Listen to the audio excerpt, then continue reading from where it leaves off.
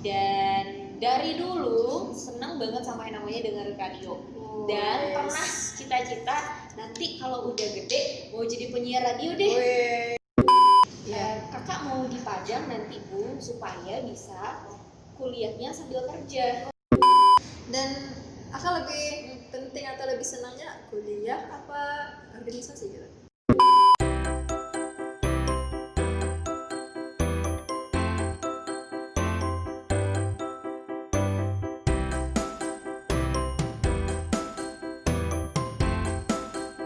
Selamat datang di podcast Cakap Mahasiswa, menyajikan obrolan tentang mahasiswa untuk semua.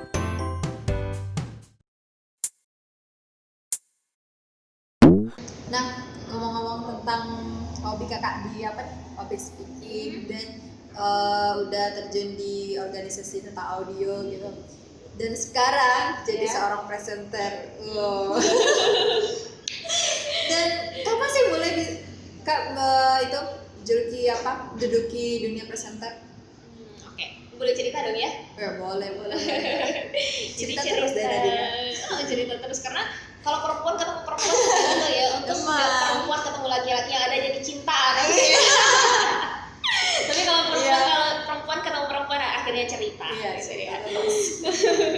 Kenapa dan kapan akhirnya bisa menduduki bangku presenter dan membacakan berita menyampaikan informasi kepada halayak umum? Cerita awalnya tidak jauh dari organisasi tadi, karena kebetulan organisasi itu tidak hanya radio di sana, jurnalistik juga di sana, MC juga di sana. Seperti yang sudah aku singgung di awal tadi, aku sama sekali tidak kepikiran sama sekali untuk duduk di belakang meja menyampaikan informasi kepada halayak ramai, tidak sama sekali. Tapi dulu pernah berpikir seperti ini atau mengucap seperti ini, kayaknya enak ya duduk di belakang meja terus depan kamera kita ngomong, orang lain pernah gini tuh kayak seneng aja gitu ya liatnya, tapi nggak kepikiran atau punya keinginan atau punya cita-cita. Aku tuh malah cita-cita kan tadi kan ya yang punya radio, nggak didengar sama orang, didengar suaranya aja sama orang. Akhirnya ketika ikut organisasi itu di tahun 2016 ada sebuah perlombaan news presenter di salah satu universitas juga di Kota Padang ini. Teman-teman yang lain pada ikut di organisasi, pada ikut, excited dong mereka pada ikut kan. Aku nggak ikut sama sekali waktu itu.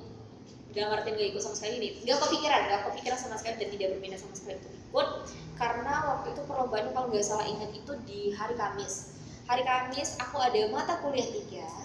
Kalau ikut otomatis mesti ninggalin 3 kan. Aku seumur nggak pernah tuh ninggalin mata kuliah untuk kegiatan lain. Jadi kalaupun misalnya ada kegiatan lain di luar yang namanya mata kuliah, aku harus tetap masuk, jangan tinggalin, karena kayak rugi aja sih rasanya gitu ketinggalan pelajaran. Walaupun nanti teman-teman bisa melanjutkan kita nggak sepaham ketika dosen menerangkan ke kita. Ya udah, setelah disuruh sama teman-teman cepet daftar yuk bareng-bareng, kita rame loh yang daftar, masa sih nggak mau, tahun depan belum tentu ada. Coba kan kita nggak cari menang, nggak cari juara, nggak cari piala, cari yang piala gitu kan. Yaudah deh aku daftar, dan daftarnya itu baru H2 perlombaan nih kalau nggak salah. Perlombaan akhirnya di hari Rabu, itu kan lombanya hari Kamis nih, hari Rabu aku sudah minta izin untuk tidak kuliah di hari Kamis dengan surat juga menerangkan bahwa aku nggak masuk, biar dosennya paham juga kan ya, nggak asal-asal pergi-pergi aja gitu. Dan hari Rabu itu sempat latihan bareng teman-teman, karena waktu itu kita di lomba news presenter itu untuk babak pertama kan bacain berita ya, kertasnya dan naskahnya, narasinya itu dikasih langsung sama pihak panitia. Kita bisa ngehafal dong, bisa kayak baca-baca nanti senyamannya kita, versinya kita untuk menyampaikan ketika perlombaan. Nah aku dapet akhirnya baca latihan sama teman-teman yang lain juga dipandu, waktu itu ada yang mandu. Terus abis itu sampai jam berapa ya kita latihan ya, sampai malam jam 10-an di kalau 10 atau 11 pulang ke rumah. Karena tadi niatku adalah untuk ikut lomba walaupun awalnya ogah-ogahan dan besok adalah pertandingan, nggak mungkin juga kan aku kayak mempermalukan diriku sendiri. Walaupun nih aku ikut lomba ini setengah hati dan disuruh teman-teman dikompor-komporin. Udah deh, akhirnya yuk persiapan yuk, bilang ke diri sendiri kan, persiapan. Aku baca lah itu naskah sampai jam 3 dini hari. Besok paginya lomba dan mesti make up. Tapi aku nggak memikir sama sekali harus menang, harus bawa piala, nggak sama sekali. Aku mikirnya gimana saya bisa nyelesain dengan baik pertandingan besok di babak pertama. Dia kebetulan ada 3 babak dan aku nggak tahu ada 3 babak. Aku tadi cuma babak pertama kalau udah kelar gue pulang gitu kan. Akhirnya di besok rame-rame kita ke universitas itu yang di salah satu di Kota Padang ini, bareng-bareng sama teman-teman yang lain juga perlombaan. Aku dapat lot terakhir. Kita waktu itu ada 41 peserta. Banyak ya? Banyak. Jadi dengan 3 juri, ada dari TVRI, ada dari Ilkom Unan, kemudian ada dari Padang TV juga. Dan TV. Akhirnya di babak pertama masuk 15 besar deh, kalau nggak salah inget ya, 15 besar. Ternyata masuk nih. 15 besar itu kan. Beda enggak tuh? Padahal di waktu pengumuman aku sengaja milih duduk di belakang karena udah pasti nih nggak menang nih.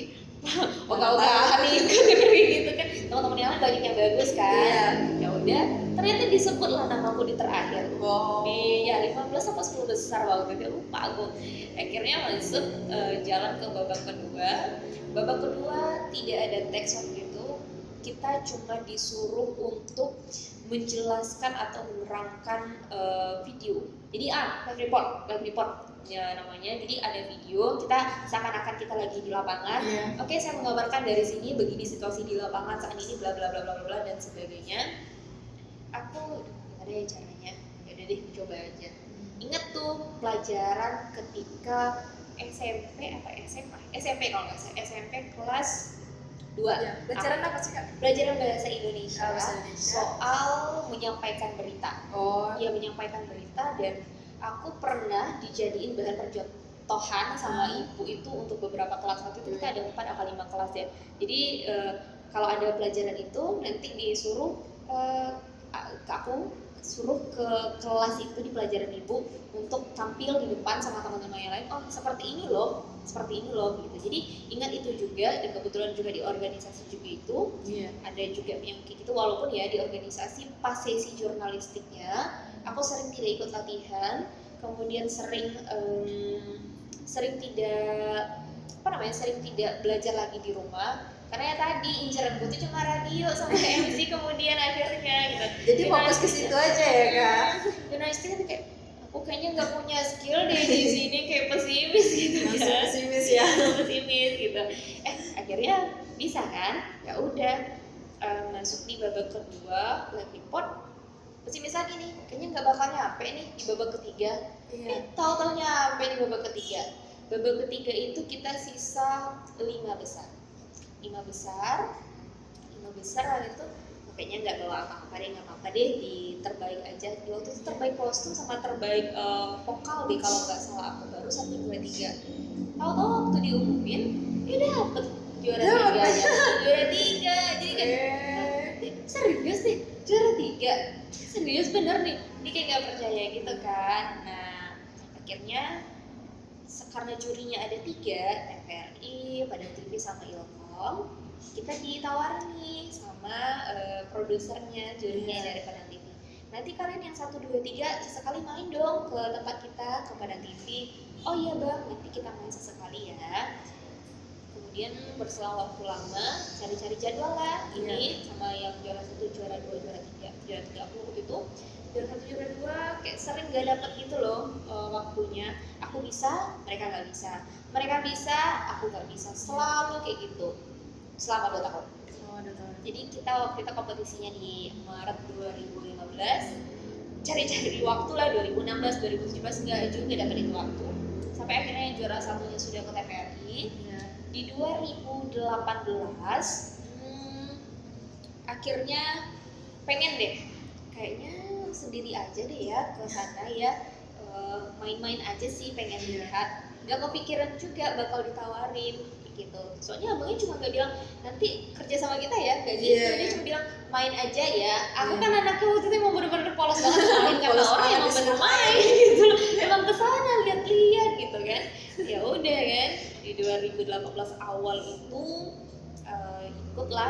datanglah ke studio Padang TV, kontak kita, aku ke studio ya Mbak, boleh silakan Lan, boleh katanya. Jadi sana kita ditemenin sama temenku yang satu kelas waktu itu.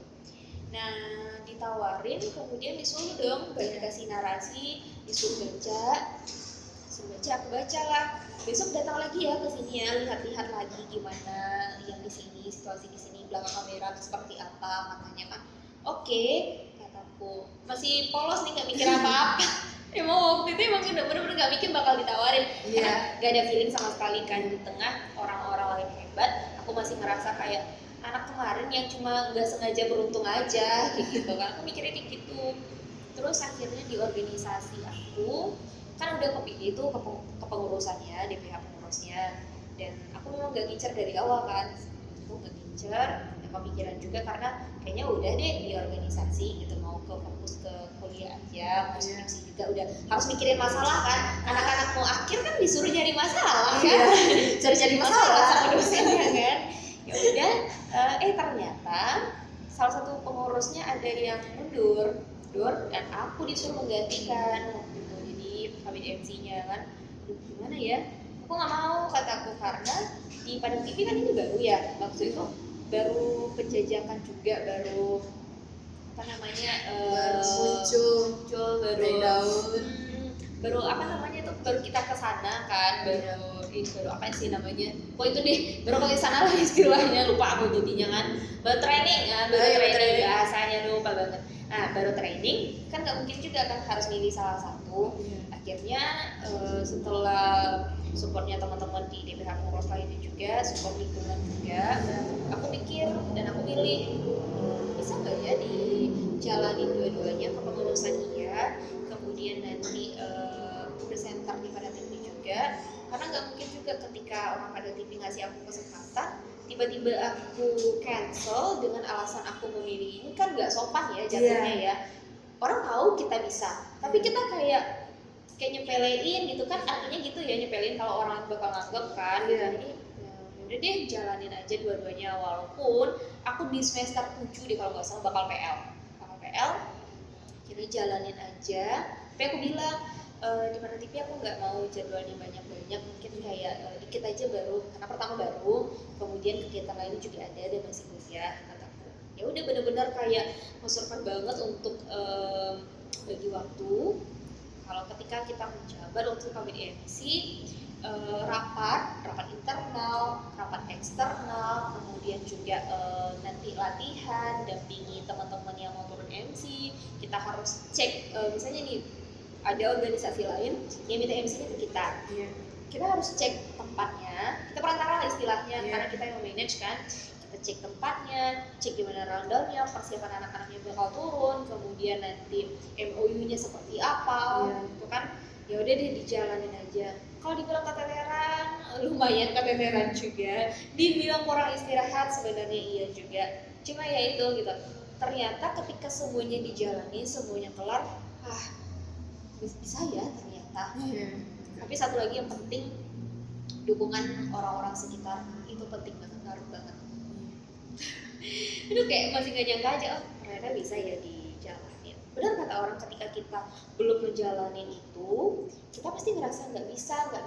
Tetapi ketika kita bisa ngejalanin, kita optimis, beda ya dengan kayak menyombongkan diri, bisa nih pasti bisa aja kan, nyembelin ya, ambisius banget, jadi kan. Tapi optimis, saya bisa nih, insya Allah saya bisa. Ditambah dengan lingkungan, kamu bisa kok, pasti bisa. Nanti kalau seandainya enggak bisa, kamu cerita ke kita apa yang bisa kita bantu. Makanya penting juga lingkungan kita tuh jangan lingkungan toksit. Kalau lingkungan toksit, ketika kita ngerasa nggak bisa nih, saya Messi nih, kok nggak bisa nih, terus ada temanmu, kayaknya kamu nggak cocok deh di sana Mes, cari yang lain aja deh. Padahal sebenarnya kamu berpotensi di sana. Nah makanya teman itu harus teman yang baik, lingkungan itu harus teman yang baik. Kayak menjatuhkan gitu sih. Menjatuhkan banget gitu. Iya betul sih Kak. Tapi Messi penasaran sih Kak. Sekarang udah jadi presenter nih, jadi TV Padang. Tapi kenapa kok bisa milih jurusan geografi gitu? Ada nggak berpikir untuk kenapa ya aku mau ambil geografi? Salah jurusan ya? Iya salah jurusan gitu. ada berpikir di akhir-akhir kuliah kak, ada nggak terpikir seperti itu? Oke, kalau ngomong soal salah jurusan, kayaknya beberapa orang juga pernah seperti itu. Apa mungkin 50% kali ya pernah? Iya, karena nyesel aja gitu kan. Udah di akhir nyeselnya, iyalah di akhir kan, kalau di awal pendaftaran namanya kan. pernah ngerasa seperti itu waktu sibuk-sibuknya skripsi ada kendala. Jadi di awal kan nggak ada kendala nih, dalam artian selama perkuliahan nggak ada kendala yang berarti. Jadi misal kalau ketemu dosen killer, orang lain bisa nggak dapat nilai bagus, aku bisa dapetin nilai bagus, kayak gitulah istilahnya kan. Tapi kok deskripsi susah banget ya, gimana letak salahku ini ya Allah, mikir kayak gitu kan. Kemudian ketika sudah jatuh cinta dengan dunia jurnalistik, kayaknya nyesel deh ngambil geografi di awal. Kenapa ngambil ilkom aja sih dari awalnya? Iya, kan sejalan gitu ya. ya. Tapi ngomong-ngomong, aku itu pernah pengen ngambil ilkom sama psikologi. Wow. Bener ya. Cuma ya balik lagi karena waktu itu belum kepikiran dan belum tahu juga nanti kedepannya mau jadi apa kalau ngambil ilkom. Psikologi mau apa? Kalau pendidikan geografi kan udah setting, oh ya guru langsung gitu kan ya. Tapi ya itu gitu loh, ternyata setelah udah milih geografi meyakinkan diri lah, oh ilkom itu bisa kita pelajari kok, nggak mesti harus kuliah. Ketika udah gabung di Center Padan TV, ya pernah mikir kayak gitu, mending nanti kemarin ilkom aja deh, gimana sih? Cuma ya balik lagi ya, satu hal yang mesti aku tanami juga, ketika kita ngerasa salah pilih, balik lagi, segala sesuatu yang udah kita pilih atau kita jalani saat ini itu tidak terlepas dari campur tangannya Tuhan. Iya, betul. Jadi ketika bisa jadi ketika mungkin aku pilih ilkom, aku nggak bakal bisa memperdalam ilmu komunikasiku dalam artian yang di luarnya, bukan hanya teori. Kemudian aku juga tidak akan sampai di titik ini di mana aku bisa bergabung dengan teman-teman dari Padan TV, grup Padan TV. Tidak bisa juga berbicara atau apalah istilahnya. Intinya nggak bisa seperti ini kalau mungkin aku ngambil ilkom atau psikologi di awal. Nah mungkin itu sudah jalannya ketika Allah suruh aku ambil pendidikan geografi deh lah. Nanti jalan kamu ternyata di sini mungkin akan sedikit melenceng, tapi kamu harus pikir, oh ini udah jalannya loh, segala sesuatu tuh ada hikmahnya. Kamu dapat dua-duanya. Jadi kalau mungkin aku ngambil ilkom aja, aku mungkin cuma dapetin ilkom, public speaking kan sejalur. Nah ini aku dapetin geografinya, aku dapetin ilkomnya, kayak gitu. Nah kalau soal psikologi yang mungkin dari awal gak bisa aku dapetin, ya aku bisa baca buku. Itu aja sih yang harus aku tanami ke diriku agar tidak terlalu menyalahkan diri sendiri. Karena ketika kita kayak ngerasa salah jurusan deh, pasti nyalahin diri sendiri dong. Kita mungkin masih pernah punya temen kayak gitu juga, atau mungkin pernah sebenarnya nggak tahu masih gitu. diri sendiri. Diri sendiri juga rasa gitu. Iya. Kayak aduh susah deh, gimana deh, kayak salah gitu kan. Balik lagi ke diri. Itu sudah jalannya. Kalau tidak seperti ini jalan di awalnya, kamu tidak akan seperti ini. Itu aja sih. Ya sudah yang ditakdirkan itu emang hikmahnya lebih baik ini yang kita jalani. Benar banget. Nah, ngomong-ngomong nih, seandainya kita berandai-andai ya kak, Berandai-andai. Kenapa nih? pokoknya kakak nih enggak kesetar, enggak seorang yang good public speaking lah, cuman masih kuliah tentang pendidikan geografi. Nah tujuan kakak apa tuh? Enggak ada basic public speaking, hilangkan semua public speaking dia, cuman akadnya fokus dengan kuliah sekarang gitu, yang jurusan yang sekarang gitu. Apa sih impian kakak gitu, tujuannya gitu selanjutnya gitu? Kenapa sih balik lagi ke tujuan awal kenapa aku ngambil pendidikan geografi, otomatis aku akan menjadi seorang guru geografi. Langsung gercep dari jadi guru ya kak? Dari awal kan emang begitu kan, jadi ambil pendidikan geografi itu supaya jadi guru. Aku juga dipesan seperti itu sama kakakku, dia sudah dipersiapkan nanti ambilnya jangan di sini ya, nanti ambilnya di Riau ya, gitu kan. Dia aku sudah disetting seperti itu, ya udah aku ambil. Tapi ternyata di pertengahan balik lagi, kita sebagai manusia hanya bisa berencana, segala sesuatu tetap dengan ketentuan Tuhan. Jadi oh ternyata nggak bisa gitu, oh ternyata nggak bisa gitu. Tapi ketika pun kita menjadi seorang guru atau akan menjadi guru, ternyata public speaking itu penting banget. Iya, penting banget karena ngadepin anak-anak kan ketika kita cara menyampaikan materi kurang menarik nih di depan anak-anak anak-anak juga nggak bakal tertarik dengan penyampaian kita, bahkan mungkin akan ngantuk dan sebagainya gitu. Jadi ya balik lagi sudah jalannya seperti itu. Coba kalau ditanya, kalau enggak di titik ini mau jadi apa? Yang menjadi guru langsung gercep kan. Dan sekarang tentu ada pertimbangan ketika aku akan memilih mungkin jadi guru dengan basic seperti ini, mungkin aku pengen jalanin dua-duanya. Ya, pengen jalanin dua-duanya. Jadi kalau seandainya nih misalnya di Senin sampai Jumat ngajar mungkin, atau Sabtu sampai Sabtu ngajar, di hari Minggu bolehlah aku dengan dunia ini gitu. Ada 1 hari atau 2 hari dengan dunia ini. Tidak ingin meninggalkan dunia jurnalistik sih sejauh ini. Memang ibaratkan public speaking tuh udah di dalam hati gitu. Iya, Separuh nyawa gitu. Udah lebih dari pacar gitu. Pacar. Tapi dengan dunia presenter ini kakak nyaman lebih sekarang ya? Sekarang lebih gitu. Sejauh ini aku senyaman deket kamu. Untuk kamu perempuan yang kalau sempet kamu laki-laki, ya jangan baper. Jangan baper ya. Jangan baper ya. Was-was dengan baper. Aku lagi merintis gitu. Ayo, Merintis bagaimana cara menggombali laki-laki. Gak baik banget kan niatnya. Kalau baper silakan ditanggung sendiri. Jadi maksudnya kalau kakak sama pasangan lebih banyak kakak yang gombal daripada cowoknya. Dia terbang gitu kan ya. Terbang. Benar-benar sekali. Sejauh ini nyaman dengan dunia jurnalistik, nyaman dengan public speaking.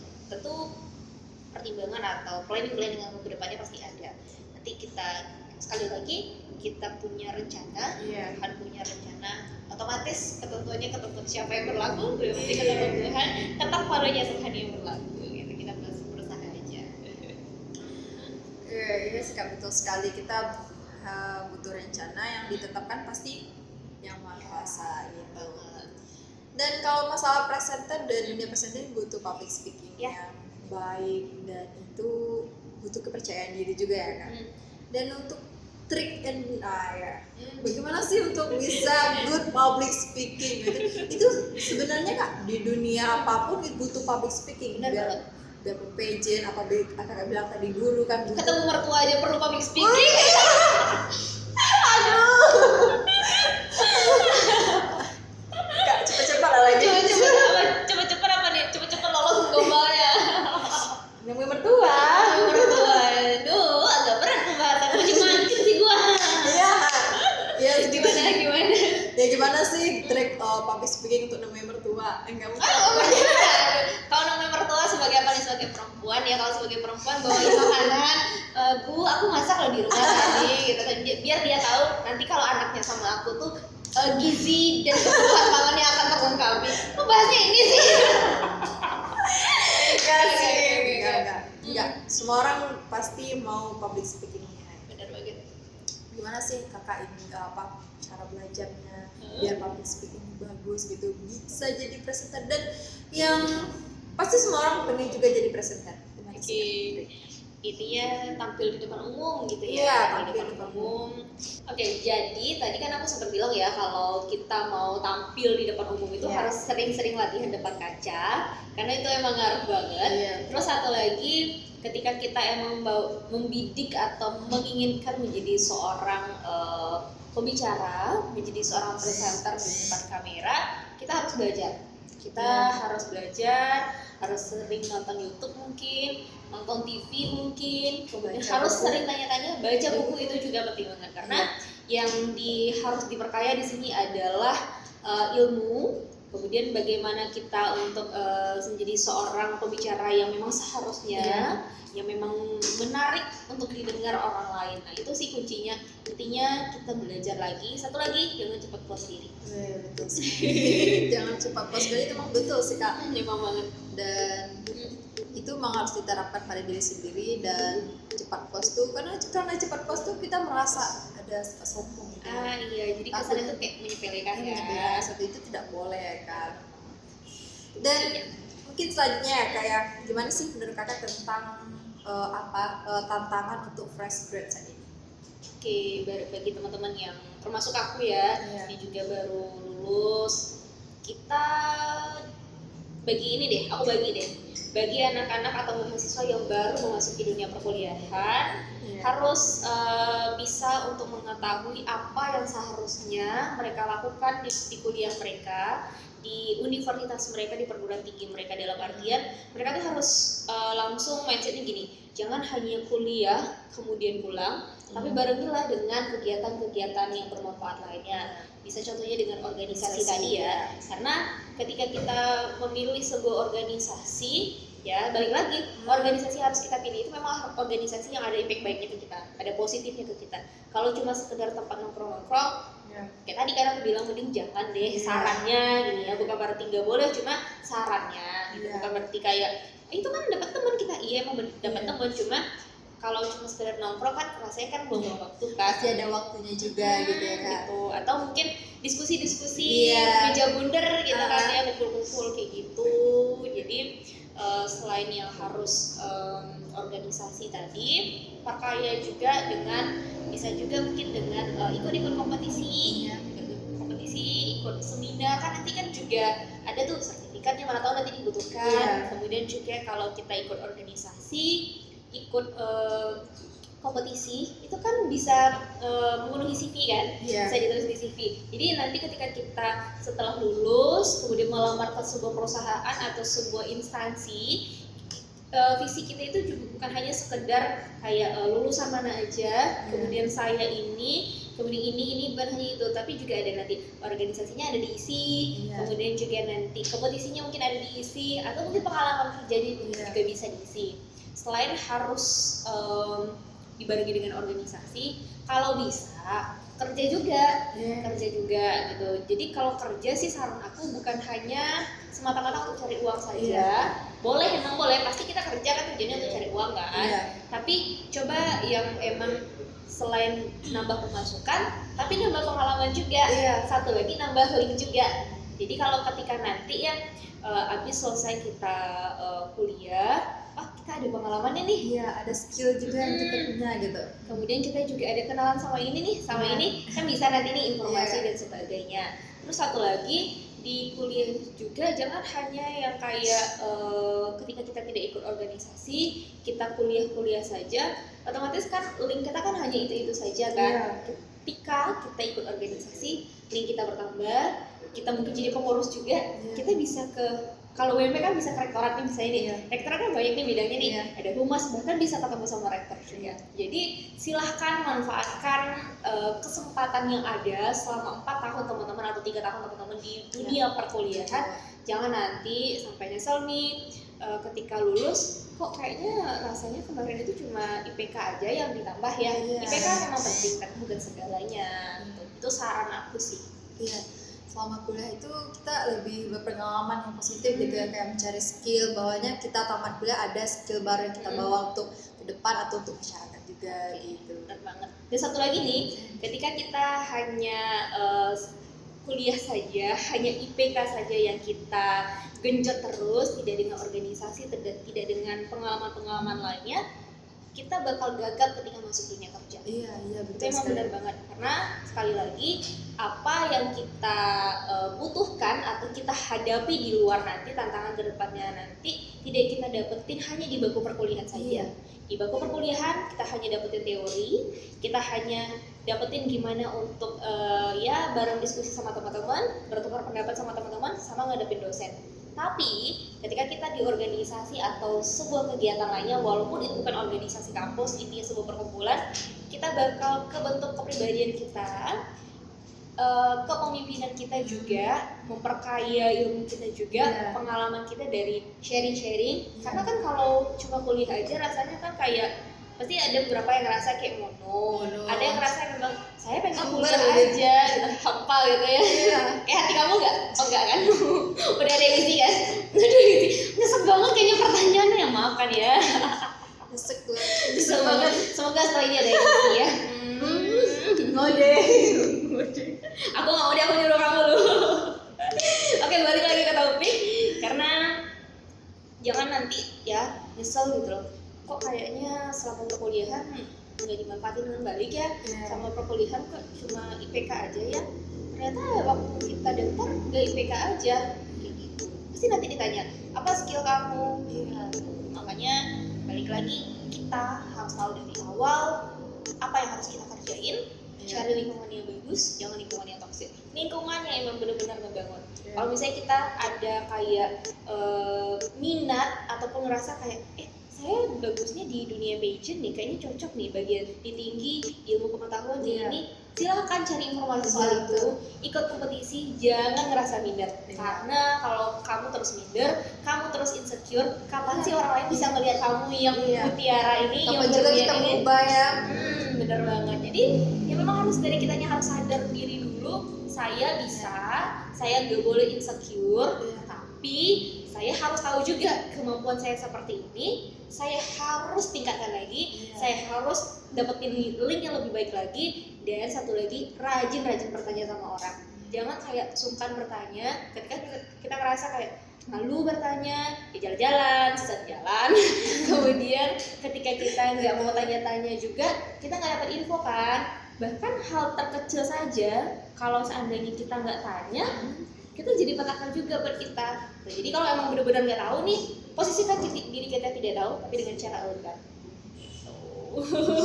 Itu sih kuncinya kalau menurut aku. Ya betul sekali Kak. Yang pentingnya kita sebagai mahasiswa ya Kak, harus berpikir lebih, mindsetnya dirubah lagi gitu. Jangan terlalu monoton dengan kuliah aja gitu. Pentingnya organisasi dan kemampuan skill lainnya. Nah, ini Kak pertanyaan terakhir gitu. Oke, udah pertanyaan terakhir ya. Pertanyaan terakhir, pesan Kakak untuk mahasiswa dan yang ingin masuk perkuliahan seperti mahasiswa baru gitu. Oke. Karena aku pernah merasa di posisi salah ambil jurusan, dan mungkin juga beberapa orang juga pernah merasa seperti itu. Aku harap teman-teman yang memang benar-benar akan memasuki dunia perkuliahan harus tahu dulu apa yang harus teman-teman kerjain, apa yang harus teman-teman kejar gitu. Jangan nanti di akhir kayak salah jurusan deh, kayaknya ini deh. Nah, satu lagi kuncinya, kita tuh harus lebih banyak open minded juga, harus lebih banyak kayak bertukar informasi, bertukar pandangan. Karena tekanan gini, kita tidak bisa menilai diri kita sendiri, tapi orang lain bisa menilai kita. Kita ngerasa saya kayaknya nggak bakat deh tampil depan umum. Orang lain ternyata punya hal yang bisa mereka lihat dari kita, tapi kita karena pesimis tadi, karena insecure tadi, akhirnya kayak enggak deh, itu jadi batu ganjelan yang besar, gitu, kerikil kayak gitu kan. Jadi ya balik lagi, harus memahami diri sendiri dulu. Kayaknya saya minat di sini deh, harus ambilnya di sini. Kayaknya saya bisa di sini deh. Nanti prospeknya seperti ini, kedepannya seperti ini. Udah kebayang loh step-stepnya bagaimana. Tapi satu hal lagi yang harus diterapkan juga dan harus diwanti-wanti juga, kita hanya boleh berencana. Tuhan juga punya rencana. Yang akan berlaku adalah rencananya Tuhan, ketetapannya Tuhan di sini. Itu untuk meminimalisir kadar kekecewaan kita. Karena kalau seandainya kita kayak terlalu berharap sama sesuatu, ternyata nggak sampai, ekspektasinya nggak sesuai, ya udah deh, kayak down banget gimana kayak gitu. Terus satu lagi juga, kita sebagai seorang anak, kita harus sering-sering cerita sama orang tua. Karena yang paling tahu gimana anaknya itu adalah orang tua. Nggak hanya cerita sama teman juga, cuma alangkah lebih baiknya tuh lebih banyak cerita, lebih intim cerita itu sama orang tua. Karena orang tua sesalah-salah apapun anaknya, sepesimis atau seapapun anaknya gitu kan, emang sedown banget, dia nggak akan bikin down, dia akan bikin supaya anaknya up lagi. Beda sama orang lain ya. Kalau orang lain mungkin kayak kita ngerasa nggak bisa, orang lain ketemu yang toxic kan, ternyata nggak bisa juga katanya. Ya udah, sama-sama nggak bisa dong, sama-sama pesimis dong, jadinya insecure kan namanya. Jadi ya balik lagi, pahami diri sendiri. Dan semuanya itu butuh kembali kita sendiri lagi, dan rencanakan hasil ataupun ketetapan takdir itu yang Maha Kuasa. Dan untuk hari ini terima kasih Kak Yola, thank you very much. Sama-sama. Dan terima kasih kepada yang sudah nonton video kali ini, dan tonton terus video podcast kita. Video podcast kita tentang mahasiswa untuk semua. Bye bye, sampai jumpa besok.